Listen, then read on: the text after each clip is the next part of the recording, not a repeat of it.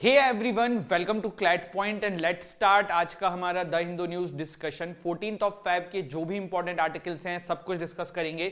चलिए फिर बिना समय गवाए शुरू करते हैं, आगे बढ़ेंगे। उससे पहले अगर आप लोग क्लैट 2024 की तैयारी कर रहे हैं, एवेंजर बैच नंबर 7 हमारा 11 Feb से लॉन्च हुआ है, आप इसमें इनरोल कर सकते हैं। These are the features of this batch. आपके घर पे 7 बुक्स आएंगी, स्टडी मटेरियल है, पर्सनल मेंटरशिप है, मॉक टेस्ट है एंड ओनली 24,999 का ये कोर्स है। जहाँ तक बात करते हैं डेमो क्लासेस की, तो आप जैसे ही हमारी एप्लीकेशन डाउनलोड करोगे, इस बैच में जाओगे, आपके सामने सब सब्जेक्ट की डेमो क्लासेस अवेलेबल हैं, आप उनको देख के अपना मन बना सकते हैं। साथ ही साथ क्लैट 2025 के लिए विजेता बैच शुरू हो चुका है। A-Late CLAT PG NL set के कोर्सेज भी आप हमारे ऐप पे चेक कर सकते हैं। आज का द हिंदू का जो फ्रंट पेज है गाइस कुछ इस प्रकार से है, और कौन कौन से आर्टिकल इसमें से डिस्कस करने ये हम यहाँ पे देखते हैं। ठीक है, तो देखो सबसे पहले यहाँ पे एक आर्टिकल है कि top court upholds constitution of J&K delimitation panel. यहाँ पे थोड़ा सा वुमेन IPL जो आने वाला है उसकी बात हो रही है। यहाँ पे एक ऐसी न्यूज़ है जो आप लोग खुद से रीड कर सकते हो, उसमें कुछ ऐसा डिटेल में जाने का है नहीं। आज एक जो बहुत इंपॉर्टेंट आर्टिकल हम डिस्कस करने वाले हैं ना, वो हम डिस्कस करेंगे। यार पेन पता नहीं क्यों नहीं चल रहा है, तो वो हम डिस्कस करेंगे right to religion versus right to individual. एक बहुत इंपॉर्टेंट आर्टिकल है एक्चुअली। ये आर्टिकल इंडियन एक्सप्रेस में और जो बाकी न्यूज़पेपर हैं उसमें आज आया है। द हिंदू में इससे रिलेटेड एक आर्टिकल कल आया था, तो सबको क्लब करके हमने इसको डिस्कस किया है। अभी ये न्यूज़ में क्यों है इसको भी देखेंगे, पूरा बैकग्राउंड के साथ इसको जानने की कोशिश करेंगे। ठीक है, चलिए just give me a second. हाँ चलिए तो शुरू करते हैं, फिर बढ़ते हैं आगे।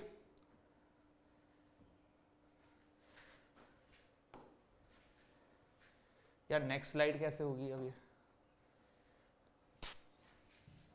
भाई मैं ना इसी से परेशान हूं।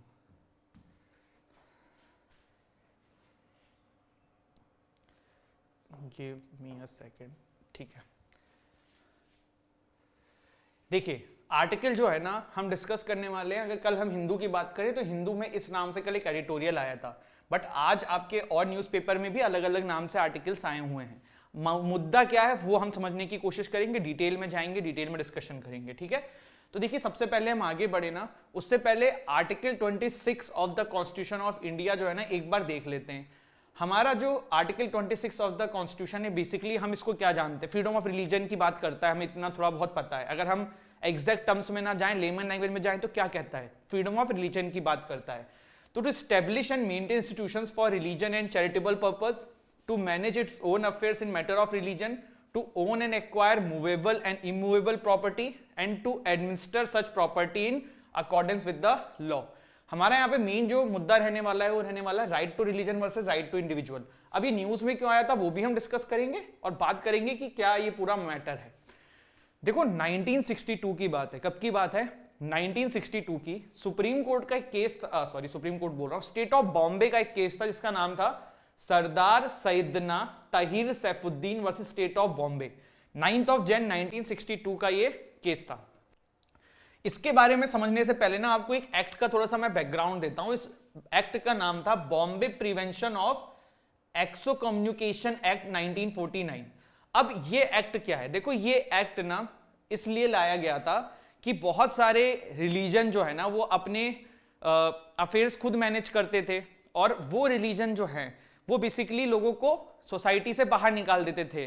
तो उन सबको रोकने के लिए यहां पे ये एक्ट लाया गया था, Bombay prevention of excommunication act 1949। ये जो केस था Sardar Syedna Taher Saifuddin versus state of Bombay 1962 के अंदर, supreme court of India through a 4:1 ruling, इन्होंने यहां पे ये बात कही थी कि ग्रुप का राइट जो है ना वो इंडिविजुअल फ्रीडम से ज्यादा है। मतलब देखो ये मामला जो है ना ये आपके सरदार सैयदना जी के ऊपर था। सरदार सैयदना जो है ना वो एक कम्युनिटी के लीडर बनाए गए थे, उनके द्वारा यहाँ पे किसी को बाहर कर दिया गया था। तो जब ये एक्ट आया तब उन्होंने कहा कि भाई ये हमारे रिलीजन के अफेयर्स में इंटरफेयर किया जा रहा है और ये चीज गलत है, हमें ये चीज सही नहीं लग रही है, क्योंकि हमारा जो कम्युनिटी है उन्होंने मुझे हेड बनाया हुआ है, उन्होंने मुझे ये पावर दी गई है कि मैं इस तरीके के फैसले ले सकता हूं। फिर इसमें कोर्ट ने इंटरफेयर करके इसमें गवर्नमेंट इंटरफेयर करके एक एक्ट ला रही जो कि गलत है। तो सुप्रीम कोर्ट ने इनके फेवर में वर्डिक्ट दिया। उन्होंने कहा कि हाँ भाई, अगर ये कम्युनिटी जो है वो डिसाइड कर रही है कि ये बंदा इनके अफेयर्स को रेगुलेट करेगा और ये बंदा डिसाइड करता है कि भाई सामने वाले को बाहर निकालना है, तो फिर ये एक्ट जो है ये कुछ भी उनके ऊपर नहीं कर सकता है। ठीक है, तो इस तरीके की चीजें आई। तो 4:1 का वो वर्डिक्ट था, जिसके अंदर जो डिसेंडिंग ओपिनियन था वो उस समय के जो चीफ जस्टिस ऑफ इंडिया थे उनका था, बीपी सिन्हा। ठीक है, तो ये बॉम्बे हाई कोर्ट से भी सुप्रीम कोर्ट में मैटर पहुंचा था। तो the court declared the law unconstitutional. Article 26 के अगेंस्ट में चैलेंज किया था सैयदना जी ने कि भाई ये मेरे जो राइट्स हैं उनके अगेंस्ट में है। तो ये वाली चीज थी। फिर ठीक है, अब अभी ये न्यूज में क्यों है ये हम देखने की कोशिश करते हैं। तो 10 फरवरी को जस्टिस AS ओका उन्होंने ये बात बोली है कि यार ये जो वर्डिक्ट आया था ना उतने समय पहले, और ऐसा नहीं कि पहली बार उस वर्डिक्ट पे यहां पे क्वेश्चन किया गया है। जस्टिस AS ओका ने कहा है कि यार हमें इस वर्डिक्ट को रिकंसीडर करने की जरूरत है, क्योंकि अगर इस तरीके से चला जाएगा तो फिर तो बहुत दिक्कत हो जाएगी। आपसे मैं क्वेश्चन करता हूं, इस क्वेश्चन का मुझे जवाब दीजिएगा। अगर आज ये पेन नहीं चल रहा है, वरना मैं आपको थोड़ा सा डिटेल में अच्छे से बताता। चलो देखो, अभी कुछ समय पहले हमने सबरीमाला केस देखा था, वहां पे भी क्या क्वेश्चन में था, right to religion versus right to individual, यही तो क्वेश्चन में था, यही था ना। क्यों? एक इंडिविजुअल का राइट क्या है कि भाई उसको मंदिर में पूजा करने का अधिकार मिले, एक सर्टेन एज की वुमेन्स को उसमें अलाउ नहीं किया जा रहा था। बट राइट टू ग्रुप क्या है, जो सोसाइटी है उसका रिलीजन का क्या था, रिलीजन ये कह रहा था भाई कि सर्टेन एज की महिलाओं को उसमें एंट्री नहीं देनी चाहिए। तो वहां पे तो राइट टू इंडिविजुअल को प्रिफर किया गया ना। अभी एक और क्वेश्चन आपने ऐसा सुना होगा कुछ दिन पहले, क्या सुना था, मुस्लिम वुमेन को एज ऑफ 15 में मैरिज का बात चल रहा था, क्योंकि इस्लाम में ये कहा गया है कि भाई अडल्टहुड में प्रवेश करते से ही फीमेल जो है शी कैन मैरी। बट मामला कोर्ट में था। अब अगर यहां पे भी राइट टू इंडिविजुअल को प्रेफर किया जाएगा तो होगा क्या, होगा यही ना कि फिर तो उस फीमेल को अधिकार, फिर तो 15 की एज की बालिका को जायज ठहराया जाएगा शादी करने का। लेकिन अब यही तो प्रॉब्लम है, राइट टू, थोड़ा सा मैंने उल्टा बोल दिया, आई एम सॉरी।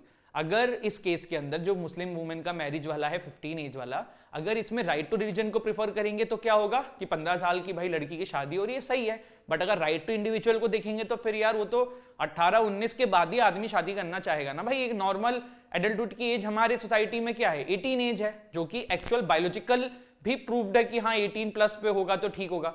तो कहने का मतलब है कि सोसाइटी में ऐसे बहुत बार हम क्वेश्चंस देखते हैं जहां पे right to religion versus right to individual matter होता है। बट कभी कभी आप अलग अलग तरीके की चीजें देखते हो। जो ये सैयदना वाला केस था ना, एक सेकंड,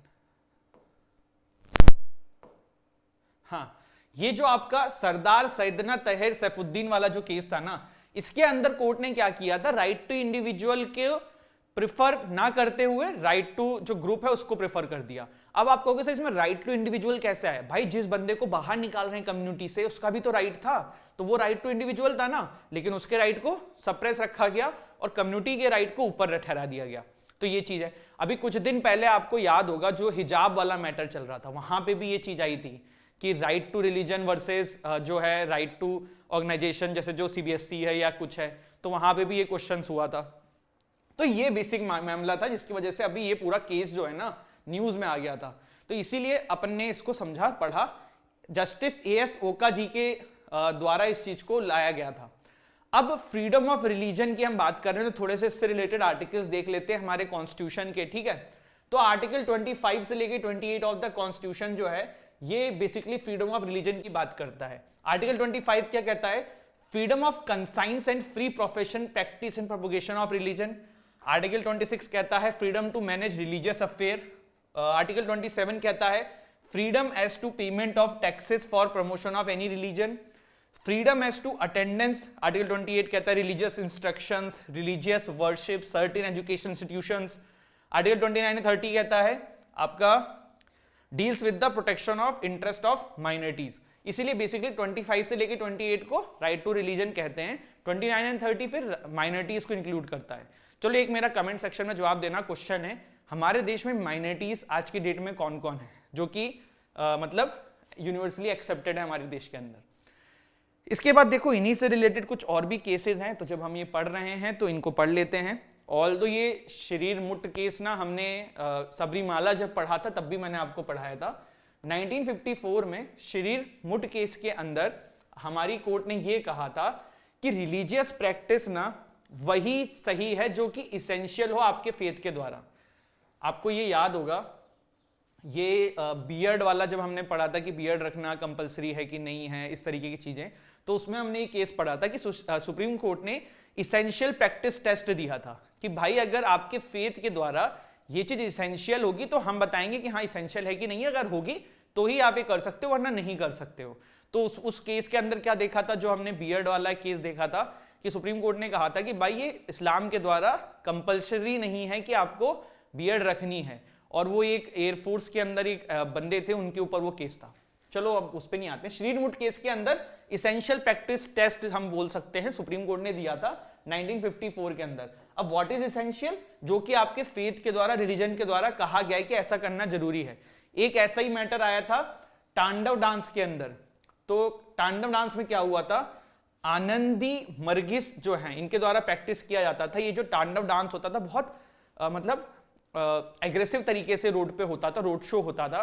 तो कोर्ट ने इसके ऊपर बैन लगा दिया था कि भाई इतने ज्यादा एग्रेसिवली करना तो कहीं रिलीजन में लिखा नहीं हुआ है, और इसेंशियल प्रैक्टिस टेस्ट जो है फिर ये फेल कर गया था।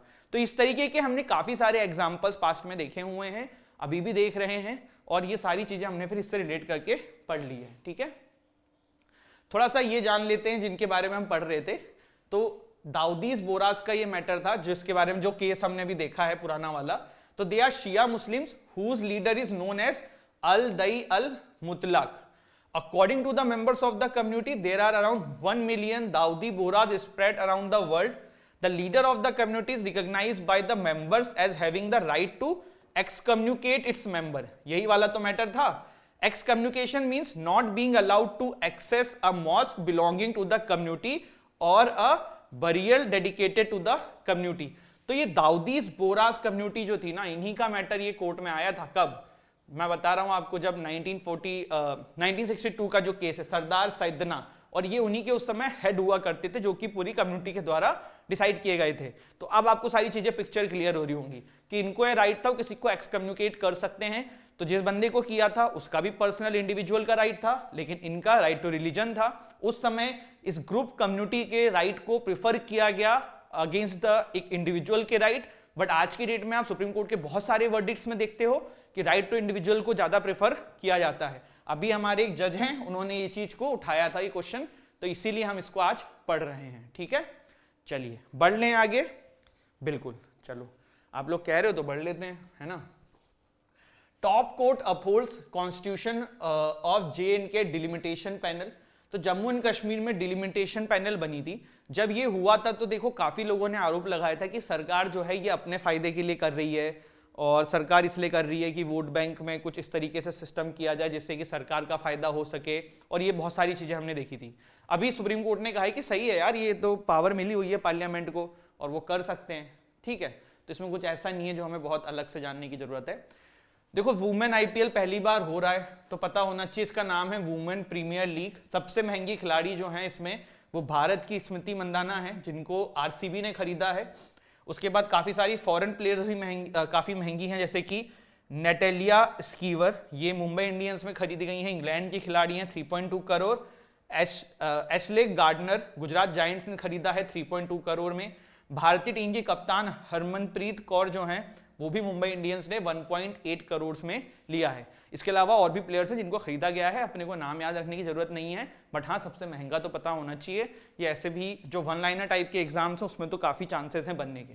ठीक है, चलिए एक और मेरा एक रिसर्च का काम मैं आपको दे रहा हूं, कर लो। इस वुमेन प्रीमियर लीग के अंदर टोटल टीम्स कितनी है बताना, कमेंट सेक्शन में बताना।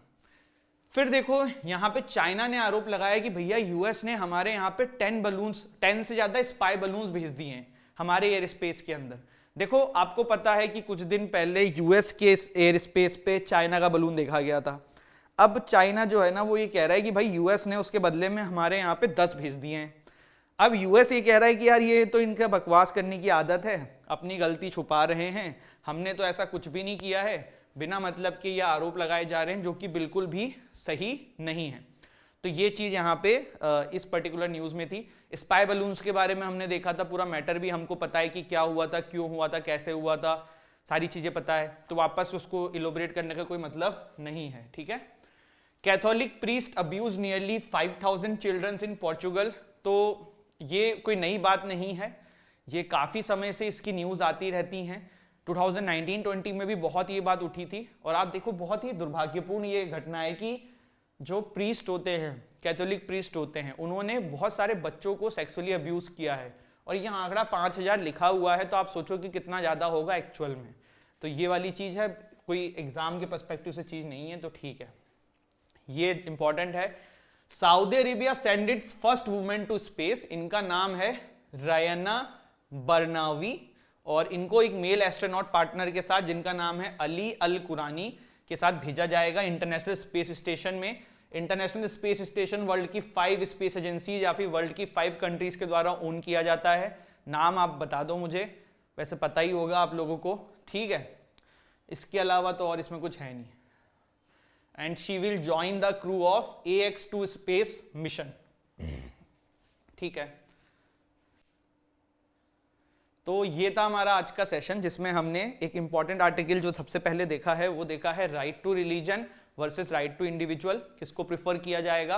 और सिर्फ इस एस्पेक्ट से नहीं समझा है हमने इसको, और भी चीज़ों से समझा, जैसे कि सबरीमाला वाला वर्डिक्ट था, या फिर अभी मुस्लिम वुमेन्स को 15 की एज में शादी वाला मैटर था, तो वो सब हमने यहाँ पे देखा। प्लस हमने कुछ जो आज की छोटी छोटी न्यूज़ेस थी वो देखी। तो ये था हमारा आज का session. I hope you have like this session. Don't forget to like this video, share our video, subscribe our channel. Thank you so much. जय हिंद, जय भारत।